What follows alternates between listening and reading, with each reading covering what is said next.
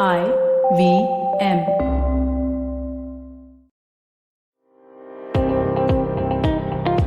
Welcome to All Things Policy, a daily podcast supported by Pragati, a flagship media initiative of the Takshashila Institution.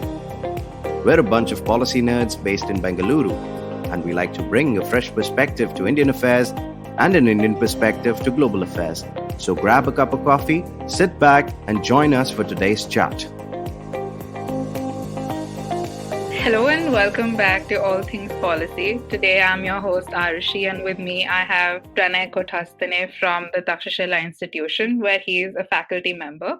At the Takshashila Institution, I'm a junior research scholar on the 20 Million Jobs project that we've been working on. And as a part of that series, today we'll be discussing the policy implementation gap.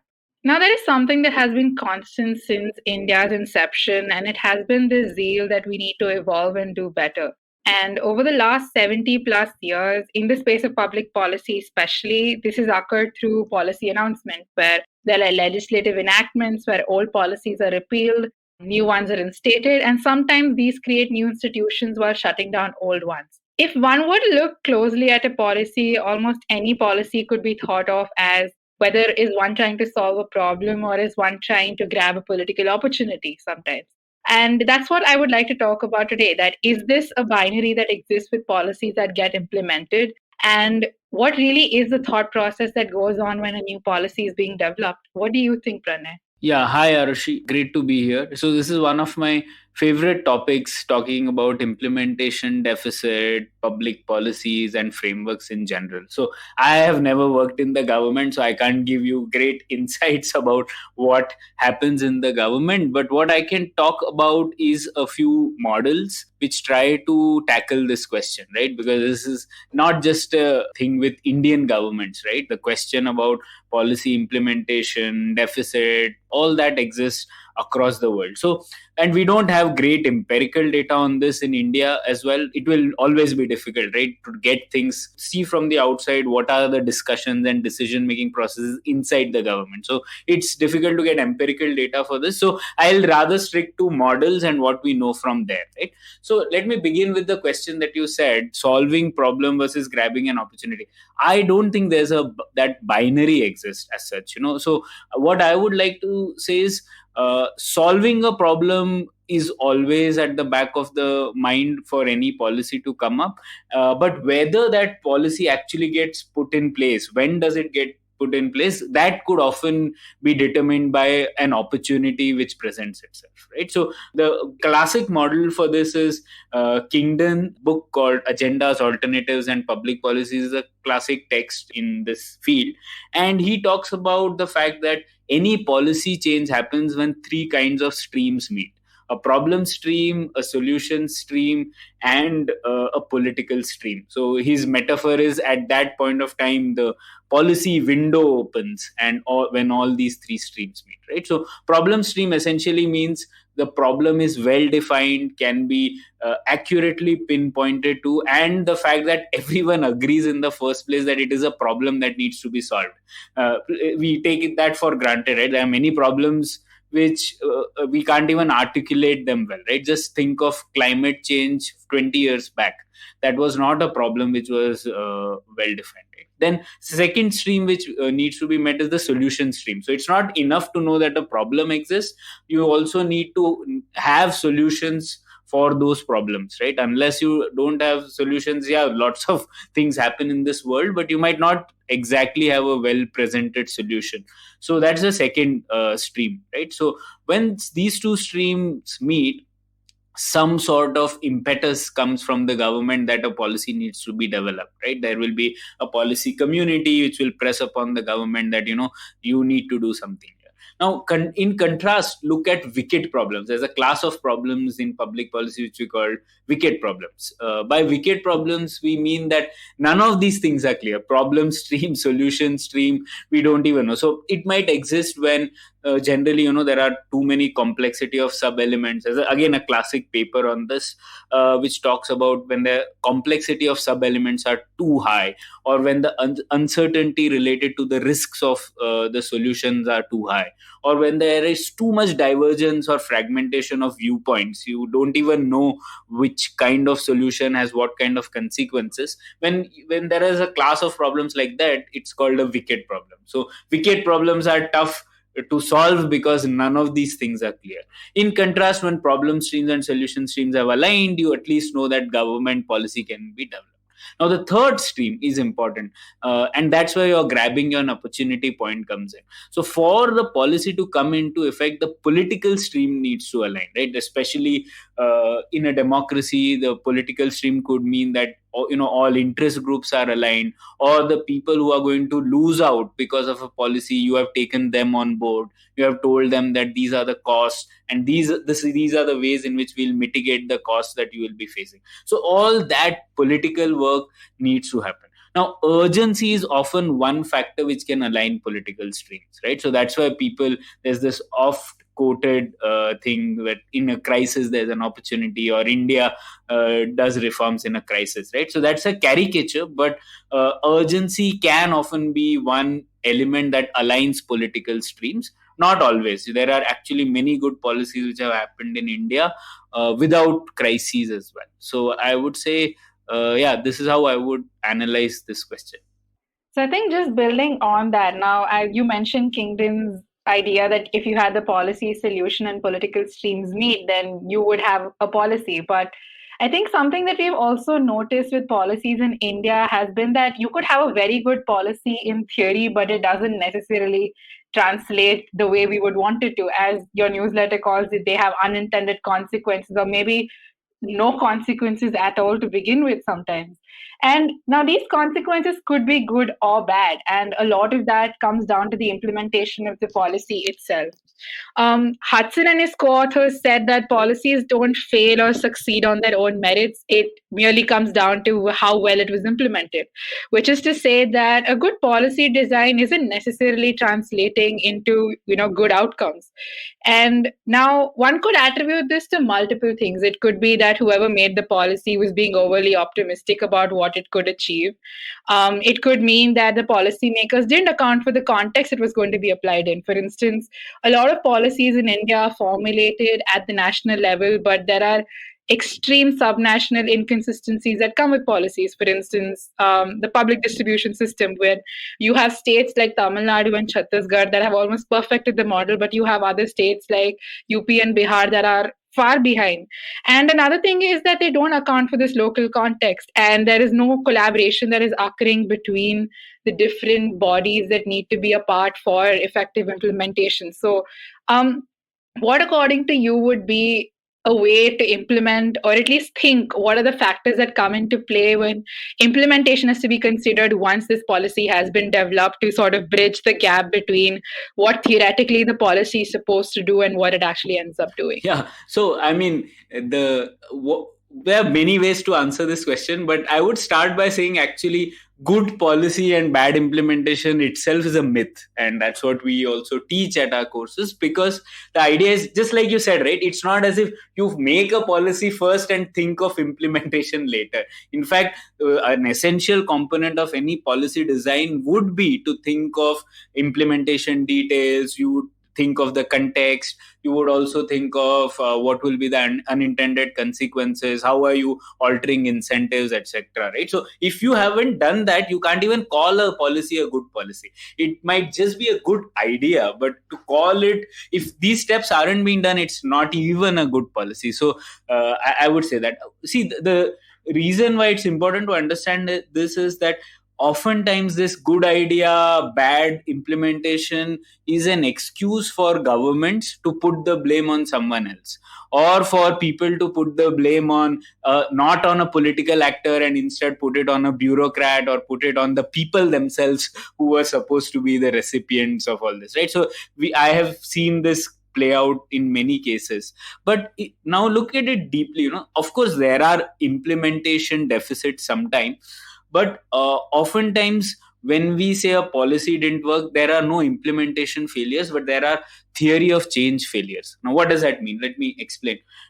Any policy you can think of, you will have inputs, outputs, outcomes. This is one framework that people use, right? Inputs means how much money you put into a problem, right? So I say that let's take the education example where this framework became famous. So in education, inputs is how many schools you build, how much money is allocated to it. And second, outputs are how many children are enrolled because of the money that you put in, right? So what is the gross enrollment ratio and things like that. And finally, outcomes are what are the children finally learning out of your education system, right? So now people will often say that in education, India's problem is that implementation is failed, that there is a good amount of money put in, but you don't get the implementation results. Now, I would contest this claim. It is not an implementation failure. The reason being, implementation failure just looks at outputs, how many outputs I have gotten based on the inputs that I have given, right? So you may say that, if there was corruption between the money that you put in and the output that happened, then it is an implementation failure, right? And which does happen in this case. But the bigger failure is actually the failure between converting outputs to outcomes in this case, right? So you actually have outputs. Now, people's gross enrollment ratio is high, but you haven't got the outcomes that you desired, and people aren't learning what they should be learning, and that's what year after year the ASER surveys tell us. So what it says, this means is that actually the problem was not implementation as much as it was a theory of change problem. We thought that we could make lots of government schools, give lot of and hire lots of teachers, and that will translate, these inputs will translate into great outputs and great outcomes. But that theory of change itself doesn't work, right? Until and unless we understand that, the only solution we are going to come up with is put more money into inputs and convert those inputs into better outputs. But if you want better outcomes, maybe we need to reimagine that, do you even need a government school, or should government just finance people to get good quality education? Do we need vouchers? Do we need other ways? Do we need to liberalize private schools and allow them to happen? Do we need for-profit schools? These kinds of solutions only come into mind when we think of a broader category of failures, which is theory of change failures. And my contention is, many times these kinds of failures masquerade as implementation failures, and people will just think it is an implementation problem. Right? So that is one thing. Now, another way, right? This is one way I presented. The other way is what you mentioned. Trying to anticipate the unintended consequences is often possible in public policy, right? You might not be able to anticipate a pandemic, for example, but you are able to anticipate a lot of unintended consequences. Generally, there is again a framework by Eugene Bardak which talks about just three things. Whenever you're implementing a policy, think of the impact on moral hazards. Think if regulation is becoming over regulation. That's the second one. And third, what impact does it have on rent seeking? Are you increasing rent seeking incentives? So these are things which people in government know very well, much better than us. And I'm sure these things can be put into place in the policy itself. You don't need to put the policy and then think of its implementation. I think what you just said very reminded me of this paper by Aditya Das Gupta and Devesh Kapoor, which was about your policy implementation at the block level. And they found that the thing that was becoming a problem was that the bureaucrats in these districts were under-resourced and overburdened. That if you had districts that had the resources that they needed and they didn't have to implement 10 policies, but 5, they were implementing them much better. So maybe, as you said, like the input doesn't necessarily always have to be money. Maybe here the input just needed to be more bureaucrats or giving them the correct amount of resources. And I think that's a good point to maybe also start talking about specific policies. Like we've been talking abstractly about theories and what people have written about in papers, but India is home to multiple policies. There have been multiple collections that have come out about policies that have changed India. And I think I'd like to talk about at least a couple of them. The first of them being the Right to Information Act, which obviously started as the Freedom of Information Act, but was then changed into the Right of Information Act that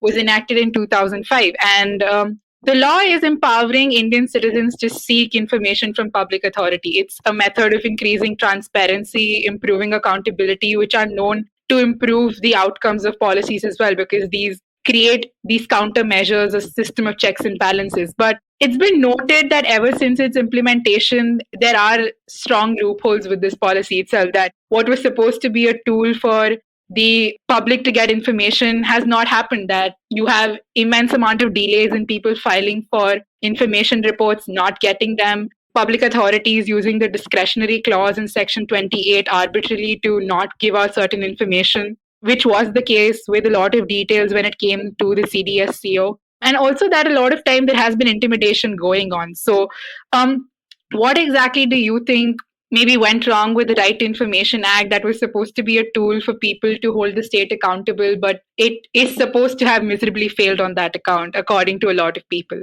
Yeah, I don't think it has miserably failed. The fact that a lot of people face threats because of this, there's a pushback within the government from this, indicates that it actually is going the right way, right? And it is increasing the demand for transparency. The people from disadvantaged groups, people from disadvantaged backgrounds can lay claims to the state and what they deserve because of RTI, etc. So yes, there are gains to this, right? So yeah, I don't think that any policy system will take something, a demand for sudden transparency, very lightly, right? There will be some back and forth, etc. Right? So yeah, there are lots of loopholes. But what interests me here is, first of all, how did that policy come into place itself? That's the question that is probably interesting, right? Why would any state authorities want to constrain themselves when they have been used to a situation where they can put everything under this secrets clause, or put the things that, this is data is power, right? So if you, why would you want to give away this? So that's the question, why did it come into play? And that again, there's a recent new book by Himanshu Jha on capturing institutional change, the case of the Right to Information Act in India. And that was quite an interesting book, because what it talks about is that currently there are two dominant narratives about the RTI Act's promulgation, right? One, it came into being because of the previous government, the UPA one. So a lot of people say that there was a dominant role played by them. The second type of narrative is that it was a bottom-up social movement led by the Mazdoor Kisan Shakti Sangathan, which ultimately culminated in the RTI Act. Right now, what Himanshu Jha writes is that actually both these narratives don't capture the entire reality. In fact, the institutional change, and this is, I'm quoting him, institutional change in the case of RTI in India is an incremental and gradual process of ideas emerging from within the state. Now, this is a very bold claim, right? What he's saying is that, in fact, Indian political ecosystems, many of the members were on board with the idea of freedom of information many years before the RTI Act came into being. So, it was like an idea whose time had come long before 2005, and the policy actually got put into place. So, and in the book, he documents how first the opposition parties and later the mainstream parties actually played a major role in overturning that established norm of secrecy which existed in the 60s, 70s. So the social movement did have a role to play, but it also had a very codependent relationship with the elements in the state. So MKSS members knew people within the government. They were able to leverage those networks, and those people in the government again became norm entrepreneurs. They also influenced others. So it is not actually a narrative contest between state and versus society. It was actually state and society working together at many means to solve this problem. So again, that is an interesting way to look at only crises don't drive positive changes, right? There was no crisis at that point of time per se, right? There was no one instance which you can say, yes, because of this you need to have an RTI Act. But still that happened, and that happened because of an incremental gradual process where people within the government itself realized that holding secrecy is not the best way forward. Some people bought into this idea. There was a constant flow of ideas from within the government with the social movement, etc. And finally we did have a policy reform taking place. That is not to say it's a perfect one. None of these are races that end, they are endless. Like we say, it's a Sisyphean marathon. You need to keep running. So there are lots of things to fix, but I would say it's a good example to understand how policy change happens in India. Right. Now, you mentioned the MKSs, and that has reminded me of the more recent farm law protests that have been going on and them playing a role even over there. So the farm laws were implemented back in early 2020, and after a lot of deliberation, and the protests that started almost immediately in the northern half of the country, specifically with a lot of stage-in protests happening in Haryana especially. There were mediations with these groups, unions that were representing the interests of the farmers with the government, and ultimately they were repealed. Now, one could think of this as constructive deliberation that occurred between the government and the people who are going to be directly impacted by the policy, where they probably recognize that, okay, maybe there are unintended consequences we hadn't thought of, and they've been brought to our attention and they repealed it, which is often the case with policies once you recognize that they're not serving the interests they were supposed to. But could it also be something else? Could it also be that there were other challenges with the policy? Could it be, as you mentioned, with the solution problem and political streams not aligning when it came to this policy? What do you think was up with the farm laws in 2020? Yeah, I think it is definitely the political stream problem, So I think problem with agriculture is known since at least when Ambedkar wrote his paper on economics. There's a earliest I know, there must be people before him also. That's in 1917, I think. Very clearly talks about agriculture, the problem of small land holdings. They are unremunerative. We need to get people out of agriculture, etc. Right? So problems and solutions are known at least for 100 years, and there are variants of solutions which have been put into place. But in this particular instance, where a policy was supposedly going to solve a problem, still couldn't get through, right? So I think the issue was also of the political stream, where one, was a clear case of some people who were going to lose out, and that happens with all policies. There is no policy in which there are no losers, right? But the key idea of a political system is to align the cognitive maps, tell people who are going to lose out how their situation can be improved, have systems in place within the policy so that people who are losing out actually at least don't protest the fact that you are going to suddenly change things, right? There were genuine fears.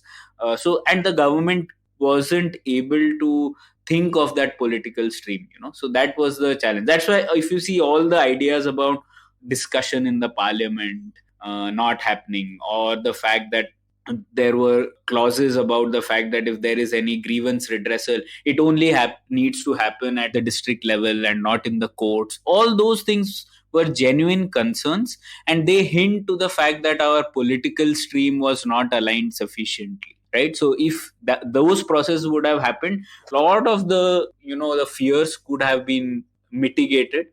And definitely the government could have put place some things on due to which people would have come on board, and they would have been able to see the long term benefits of it. But that's an example where if you don't think enough of the political stream, and politics doesn't end by winning the elections, right? There were it's a constant game which is going on. So that, I guess, didn't happen in this process, and that's why you see the results that you saw.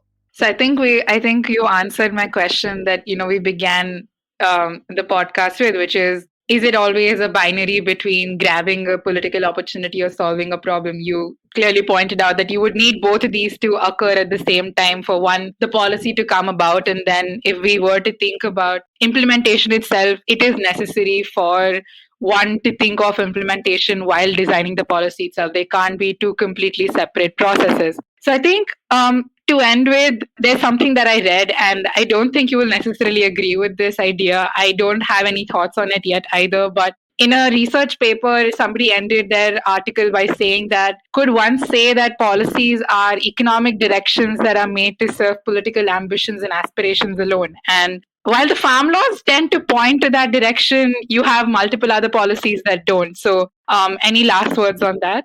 Okay, I have long last words on that, but I will say this, that actually policy, the word itself, right, we don't understand enough. So there's a classic paper on this also by Pritchett and Andrews called Solutions When Solution Are the Problem. And it's a 2004 paper I would recommend. It tries to answer this fundamental question, right? How is it that India is able to do certain things well, let's say midday meal scheme or vaccination, but why is it not able to do other things well? So they have a nice classification. They actually divide the things that governments do into 4 categories depending on 2 variables, which is what is the transaction intensity and what is the discretionary intensity. Transaction intensity just means how many transactions do you have to do for a certain thing to happen, right? So if you are actually, for example, in a vaccination program, there are many crores of transactions which happen, right? So that is transaction heavy. And there are discretionary variable, just looks at whether the person who is actually delivering needs to apply their own mind, they have freedom to take a discretionary call, or whether there are very strong conditions laid down in which they have to act. Now if you look at this framework, you'll get 4 boxes, right? Where you have, one box will be where you have no transactions are very few, and the discretion involved with the person who's delivering are also very few. So these are called rules or procedures in this paper. Okay, so they are easy to do because transactions aren't very high, discretions are not very high, it's easy to do. Now look at the second category, where transactions are many thousands, crores, but you can easily divide the problem into non-discretionary tasks. So you can clearly lay down procedures that need to be followed for doing ABC. Now a lot of our government successes actually fall under these categories, and they are called programs in this categorization. So the programs like midday meal scheme, ASHA workers, vaccination, all these fall under these categories, right? You can easily say to the person, do ABC, put so many drops of polio drops and etc., right? There are not much discretion at the part involved, so you can still manage them. Now third category is what are called policies, where you have lot of discretion, but but the action necessary does not involve a lot of transactions. So now look at education. Curriculum design is a classic example, right? So curriculum design is where you just need to get 30-40 people, intelligent people who can do this. It's not a heavy transaction thing, but it is of course discretion. You need really smart people to be there, otherwise you will get bad policies, right? And similarly, a lot of government interest rate, macroeconomic policies fall under this category. So this is policies. Now the fourth category is where both they are transaction heavy and they are discretionary heavy. These are called practices. An example for this would be classroom teaching, right? It is discretionary, it is transaction heavy. Similarly, approving loans for low income farmers, it is discretionary, it can't be a formula that you deliver, and it is also transaction heavy. So these are things which are really, really difficult to do, and they are difficult to do not just in India, in many places where there are low state capacity, right? So these are in their categorization, they are called practices. So now if you look at it, programs are easy to do, and governments, not easy but relatively easy to do, and Indian governments have shown that they can do it. Policies are also sometimes easy to do if you have good people in place. If you can identify a policy community which has 40-50 smart people, you can do a non-transaction heavy and yet discretionary task. But practices are really tough, and that requires building capacity of the kind that you were talking about, right? At the local level, do you have enough people? Do you have checks and balances in place? That takes time. I think that was a really interesting way to end it, thinking about that a lot of our policies could do better if we were to build capacities, both at the local level in multiple ways that have been, or as you said, like while solutions to farmers' grievances have also been written about for 100 years, so have, ways to build local capacities. And I think the only way that we could effectively reduce the gap is to start acting on them. So thank you so much for coming today. It was a really insightful conversation. Thanks, Aarushi. Bye. If you liked our show, don't forget to check out other interesting podcasts on the IVM network. You can tune into them on the IVM Podcast app, ivmpodcast.com, or wherever you listen to your podcasts. You can also follow IVM on social media. The handle is @IVM Podcasts on Twitter, Facebook, and Instagram.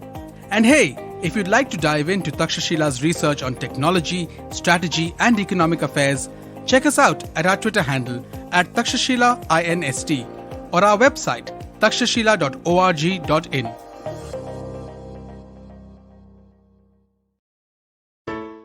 Hey everybody, it's been another great week on the IVM Podcast Network. On Advertising is Dead, Varun talks to Aman Gupta, CMO and co-founder of Boat. They discuss how Aman built a profitable brand via a thorough understanding of his consumers and his experiences as one of the sharks on Shark Tank India. On Paisa Vaisa, Shinjini Kumar, co-founder of the My Salt app, debunks various myths around women and finance with Anupam. On The Longest Constitution, Priya raises important questions in this Republic Day special episode. She compares the current state of our country to the vision of the Constitution that was formulated 73 years ago. The Pulyabazi hosts contemplate how to celebrate Republic Day in their new series, Ek Sawal Kahin Jawab.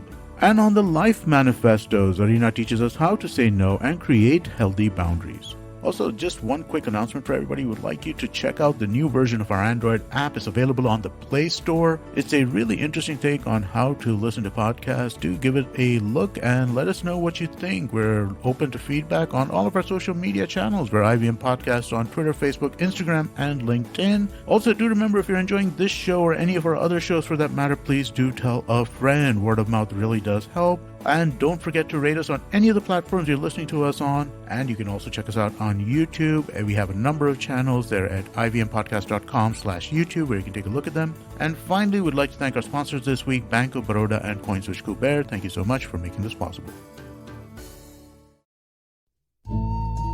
सफर, रास्ते, मंजिल और मुकाम अक्सर ये हमसे कुछ कहना चाहते हैं, पर हम हैं कि अपनी रोजमर्रा की जिंदगी में इन्हें सुनने से कतराते हैं। नमस्ते दोस्तों, मेरा नाम है केशव चतुर्वेदी और मैं आपको ले चलूंगा कुछ ऐसे सफर पर जहां आपको एक नया नजरिया मिलेगा सफर और मंजिलों को देखने का। आइए इन किस्से कहानियों में डूब जाएं। हर मंगलवार और शुक्रवार